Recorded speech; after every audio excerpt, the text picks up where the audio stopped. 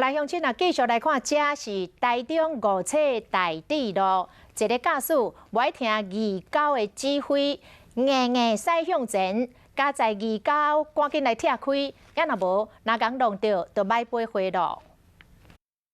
一台车驶到路口，二狗爱伊驶去倒平等，驾驶不爱听，继续驶。二狗先骑车头，毋过车继续冲，互二狗紧跳去后壁。叫，请假的嘛，他不要啊。二狗驶去正边拍车窗，毋过驾驶无咧休，直接离开，他们怪怪行为拢去民众翕落来。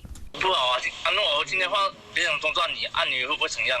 事情发生在台中梧栖区，这里呢正在进行地下水道改善工程，缩减到1个车道。那当时呢，林姓驾驶人想要左转，但是呢，一交呢担心他会挡到后面车道，所以就要往前靠一点。但是呢，林姓驾驶没有听从一交指挥，反而还往他冲撞。我遇到那种不管不理你的那种吗？